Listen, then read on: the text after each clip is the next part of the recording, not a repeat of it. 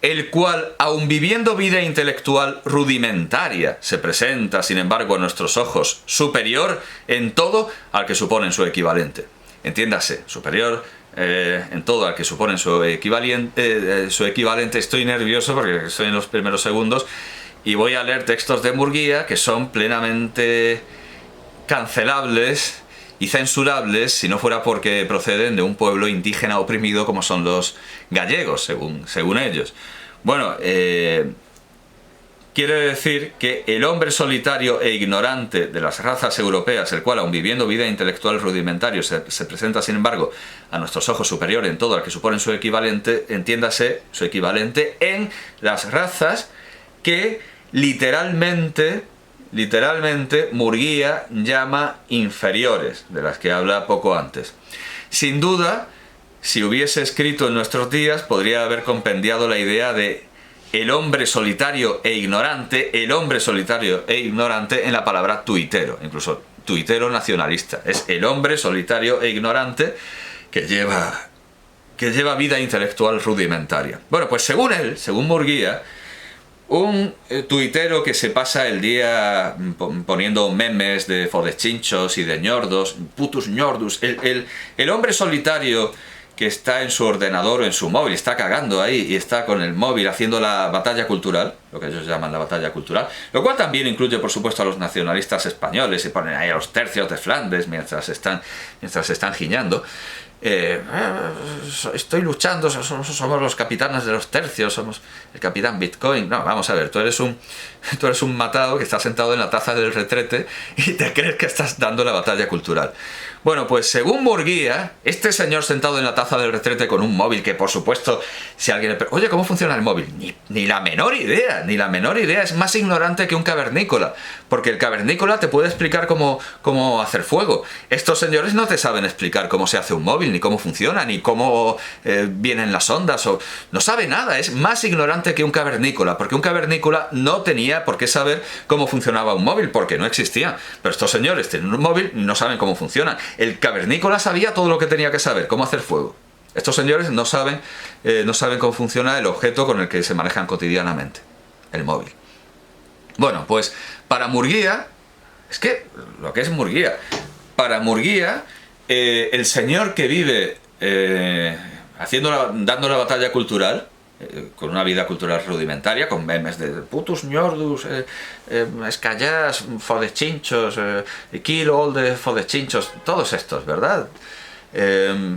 Catalonia, Free Catalonia, Catalonia New Nation, todos estos payasos, para Murguía, todos estos payasos son superiores a...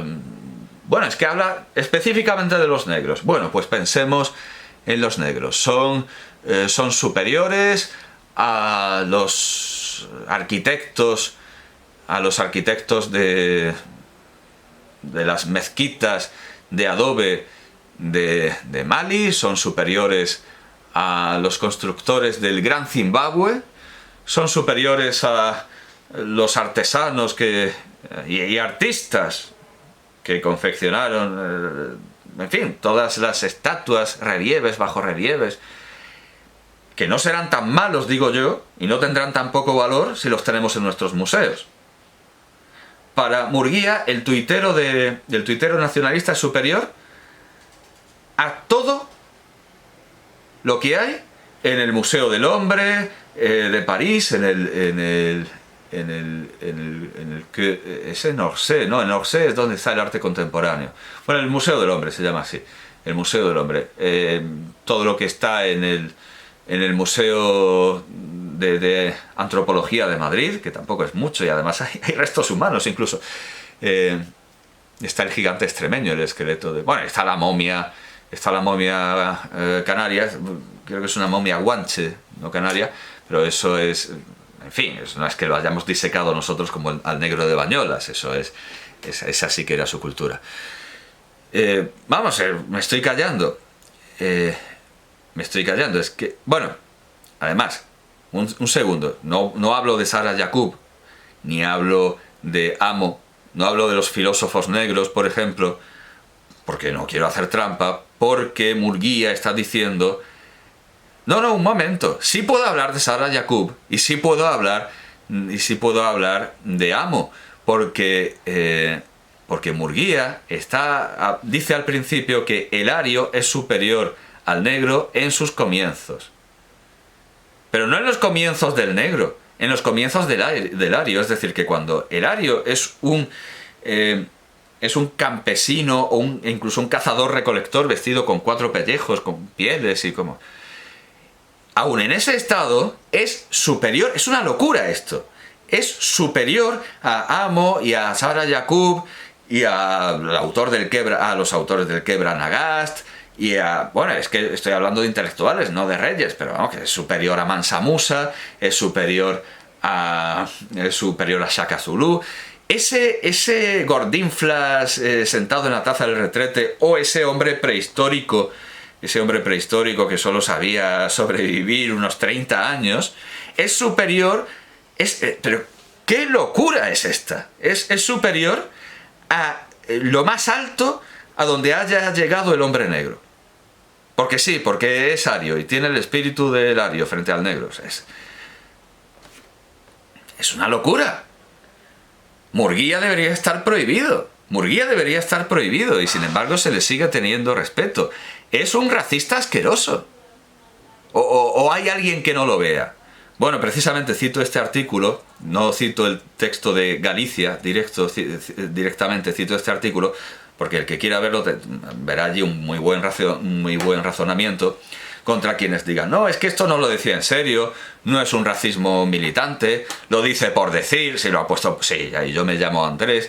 Pues lo que dice el autor del artículo que extracta estas frases es que el racismo es racismo. Es que no lo decía tan en serio, es que no se lo quería. Entonces, si no se lo quería, ¿por qué lo dice? Porque esto no es una obra de humor, esto no es una sátira, esto no es una comedia negra. O sea, realmente Murguía está diciendo que lo más alto a lo que pueda llegar el intelecto de los negros nunca superará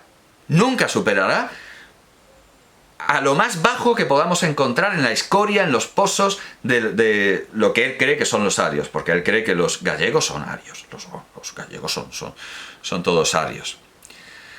Los nacionalistas gallegos eran una banda de idiotas, racistas y clasistas a los que solo se les ocurrían ideas de bombero, como el banquete de Concho de 1856, que era una variante del Siente un pobre a su mesa, ridiculizado por Rafael Azcona en Plácido, de Luis García Berlanga, de 1961, y en La última cena, de Tomás Gutiérrez Alea, de 1976, que por supuesto también imita la misma idea de 1961 de Luis Buñuel en Viridiana.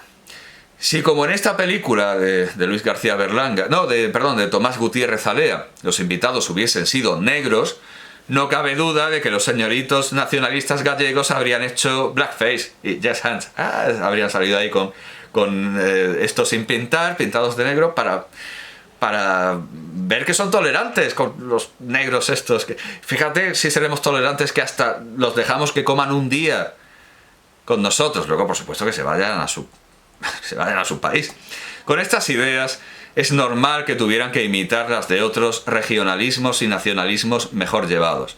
Como muy bien vio Valle-Inclán en los pasajes y momentos citados por Carballo Calero en sus escolios valle-inclanescos, el nacionalismo gallego no es sino una imitación del nacionalismo catalán, y deberíamos añadir que una imitación bastante pobre en sus medios y resultados.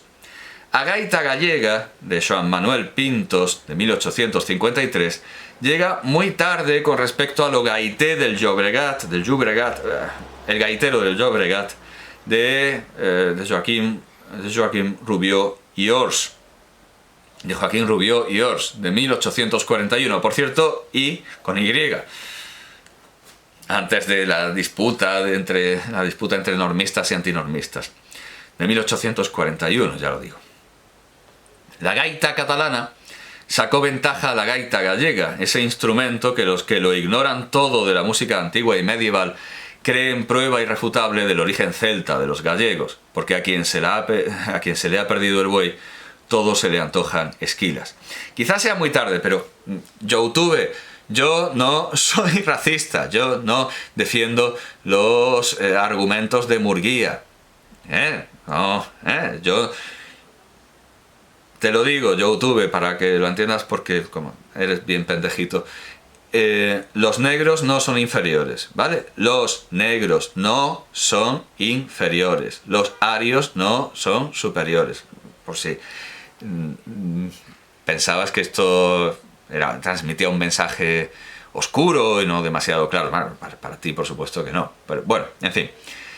Alguien dirá, estás siendo hableísta con YouTube, estás ninguneándolo, menospreciándolo porque sabes que YouTube tiene unas reglas que evidencian retraso mental. Bueno, mira, yo qué sé, ya.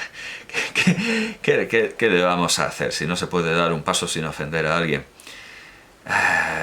E incluso alguien dirá que estoy siendo racista contra los gallegos porque estoy sacando a relucir su racismo.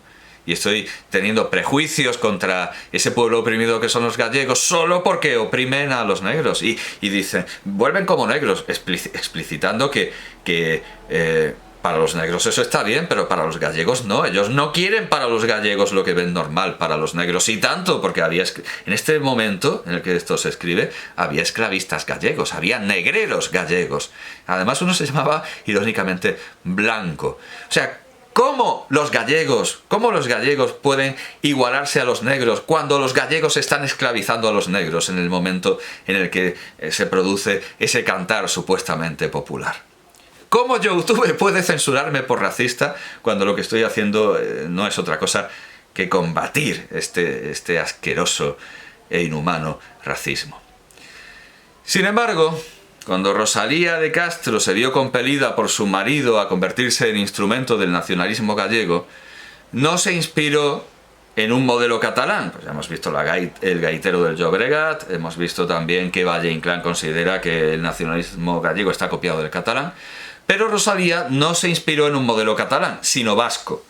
No en el euskera de Iparraguirre, por supuesto, porque a pesar de lo que creen los defensores de las lenguas vernáculas, el ser bilingüe en una de ellas no proporciona un megacerebro, ya lo hemos dicho, capaz de entender todos los idiomas del mundo con un poco de esfuerzo y de buena voluntad. Carballo Calero, en un estudio de 1963 citado en la página 227 del libro de Alonso Montero, da cuenta de las influencias de Cantares gallegos, el libro en gallego de Rosalía de Castro de 1863, dedicado a Fernán Caballero. 227. Sí, aquí. No, tampoco. Hay algunas páginas que no están numeradas.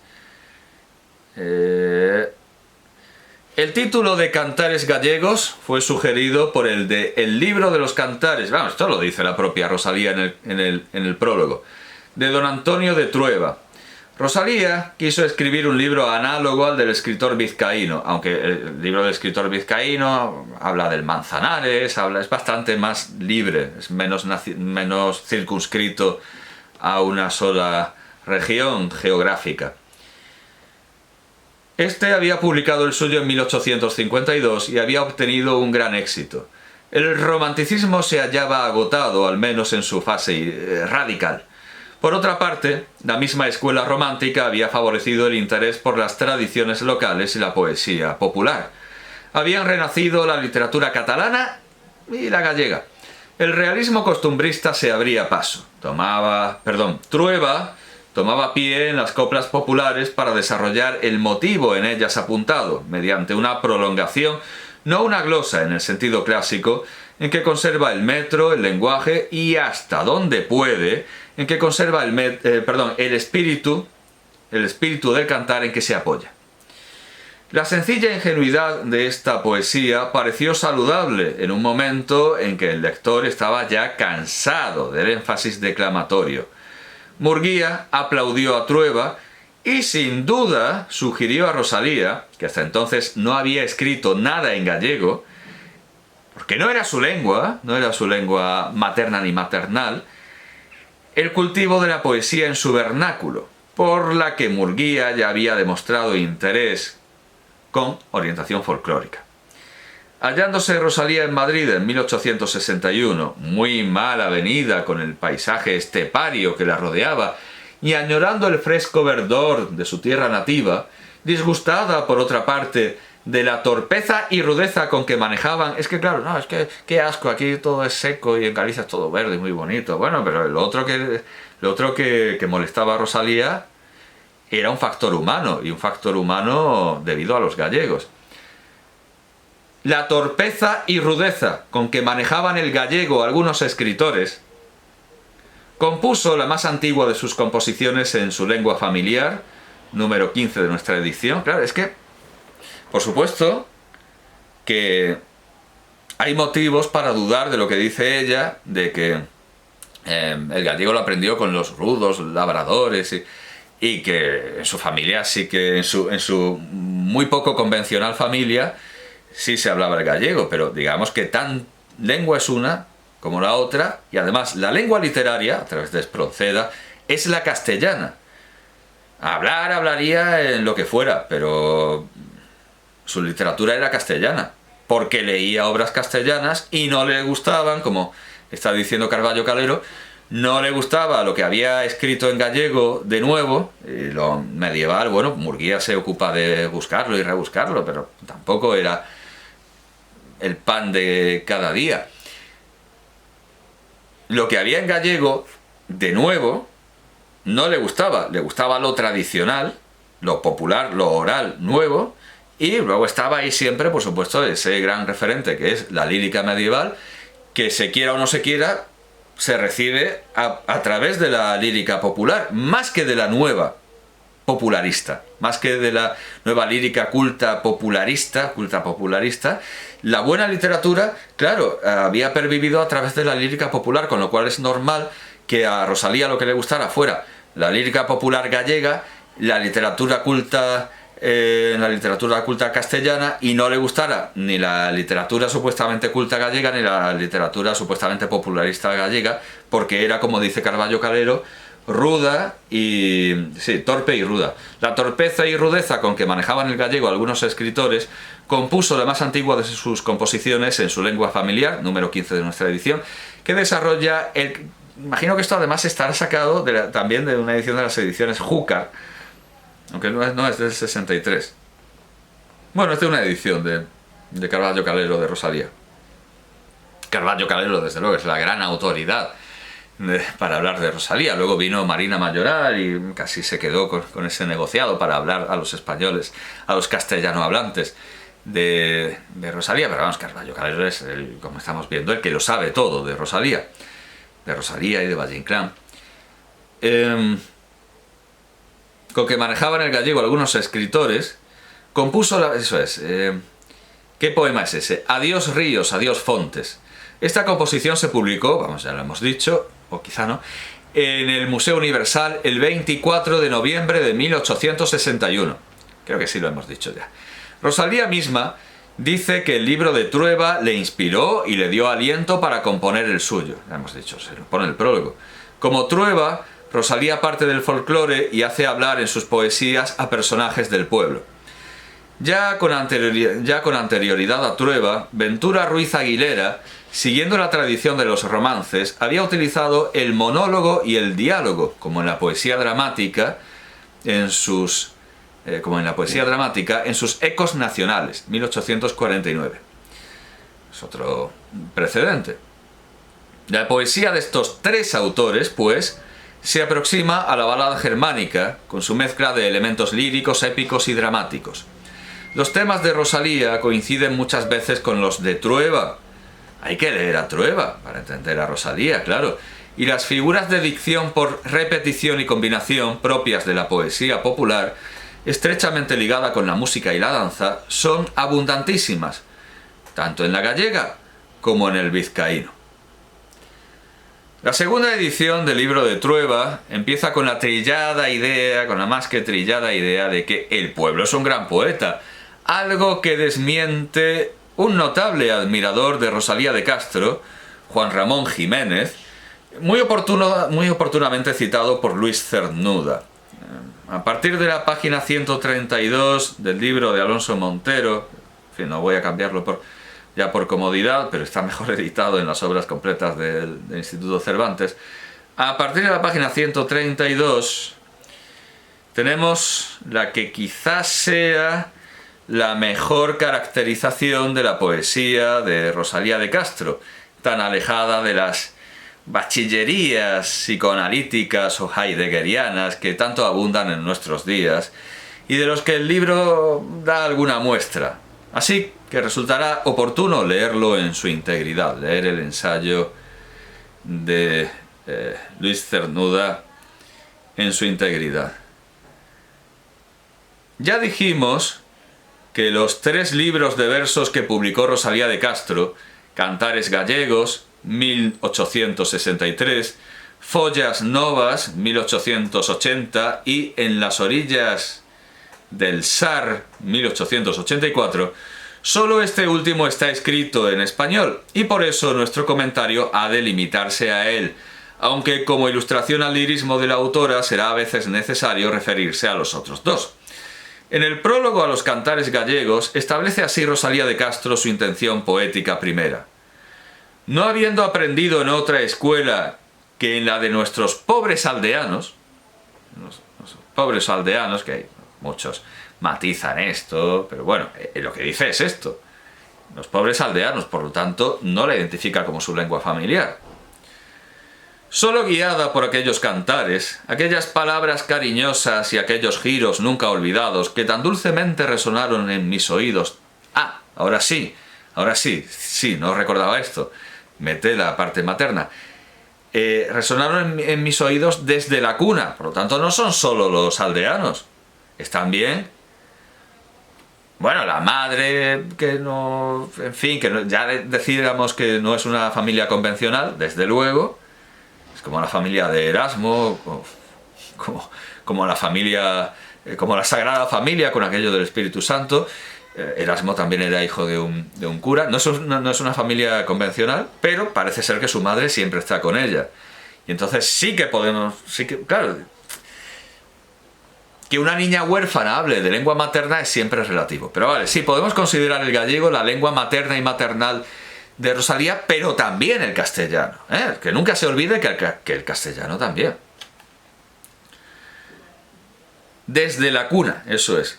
No habiendo aprendido en otra escuela que en la de nuestros pobres aldeanos, solo guiada por aquellos cantares, aquellas palabras cariñosas y aquellos giros nunca olvidados que tan dulcemente resonaron en mis oídos desde la cuna y que fueron recogidos por mi corazón como herencia propia. Esto también es evangélico, porque María guardaba estas cosas en su corazón. Atrevíme a escribir estos cantares. Es decir, sigue Cernuda, es decir, que nos encontramos, como también veremos al hablar de Machado, con alguien que cree en el pueblo como escuela de enseñanza poética y se muestra mero copista del canto popular. No niego que estos poemas primeros de Rosalía de Castro sean glosas de cantares populares, porque muchos de ellos lo son, en efecto. Lo que sí quiero recordar en este punto es que Galicia cuenta con una tradición lírica más antigua que la de Castilla, una tradición de lirismo refinado, y Rosalía de Castro no hacía entonces otra cosa sino renovar aquella tradición. Sí, ya bueno, pero la renovaba más que a través de la lectura que también hace Murguía. Murguía también ahí espiga cantares medievales y ahí reúne todo lo que puede. Más que recuperación directa, es una recuperación a través de lo popular, que ahí está, ¿sí? Lo hemos visto en lo de las fontes. O sea, algo que está en Gil Vicente, pero curiosamente en castellano, pues también está en un cantar popular de Brasil de los años 50 del siglo XIX. Galicia cuenta con una tradición lírica más antigua que la de Castilla, sí, cierto. Una tradición de lirismo refinado, más que nada porque los castellanos escriben la lírica en gallego. Y además, cuando hay lírica castellana, es posterior a la gallega y es traducción de la francesa. Esto tampoco... O de, bueno, yo qué sé, la picarda o no francés francés, como el castellano no es castellano, ¿verdad? El castellano del Cid no es exactamente castellano. Bueno, pues sí, la tradición picarda, ¿vale? La tradición de picardía, empezamos a escribir picardías. Rosalía de Castro no hacía entonces otra cosa sino renovar aquella tradición, ya que los cantares populares, esto es, los cantares populares de que se nos dice imitadora eran tan solo, como escribe Juan Ramón Jiménez, refiriéndose al supuesto arte popular, imitación o tradición inconsciente de un arte refinado que se ha perdido. En el prólogo al libro siguiente, Follas Novas, publicado unos 20 años después del primero, nos dice que estos versos se compusieron, y así dice Rosalía, en el desierto de Castilla, pensados y sentidos en las soledades de la naturaleza y de mi corazón. Mas no por esto, sigue Cernuda, mas no por esto último que indica se estima criatura aparte, y así nos habla de su disposición natural para, dice Rosalía, sentir como propias las penas ajenas, añadiendo, ¿qué le pasará a uno que no sea como le pasa a todos los demás? Lo cual va bastante en contra de esto de Castellanos de Castilla. ¿Qué le pasará a uno que no sea como le pasa a todos los demás? Lo que le ocurre a ella, dice, ocurre en mí y en todos, en mi alma y en las ajenas. Se excusa de que puedan tomarla por una inspirada, y no estima su libro un libro trascendental, ya que por ser mujer es, dice Rosalía, arpa solo de dos cuerdas, la imaginación y el sentimiento. Pero, sigue Cernuda, pero añade, asomando ahí cierta rectificación a su popularismo inicial, que en los dominios de la especulación, como en los del arte, nada hay tan inútil y cruel como lo vulgar. Por eso, sigue Cernuda, para no caer, sigue Rosalía de Castro, en tan gran pecado, nunca intenté pasar los límites de la poesía sencilla, la cual encuentra a veces en una expresión feliz, en una idea afortunada, aquella cosa sin nombre, y apunta Cernuda, espíritu sin nombre, decía Becker de la inspiración poética, y sigue Rosalía de Castro, que directa como flecha va a traspasar nuestra carne, nos estremece y resuena en el alma dolorida como otro ¡ay!, que responde al largo gemido que levantan en nosotros los dolores de la tierra. Una observación interesante, dice Cernuda, es, dice Rosalía de Castro, en este mi libro prefiero a las composiciones que pudieran decirse personales, las otras que con más o menos acierto expresan las tribulaciones de aquellos que, unos tras otros y de distintos modos, vinieron durante largo tiempo a sufrir a mi alrededor. Y sigue Cernuda, excusemos las demasiadas alusiones al sufrimiento, en gracia a que la autora se hace así eco de una poesía en la cual las experiencias humanas ajenas tienen tanta parte, o más, que las propias del poeta. Y eso en una época cuando el poeta se iba ya alzando frente al resto de la humanidad como criatura única y solitario, dice, entiendo que solitaria, por excelencia, o quizás solitario, el solitario, por excelencia, como en la filosofía árabe, el solitario. También había un atracador que se llamaba así, pero no va de esto.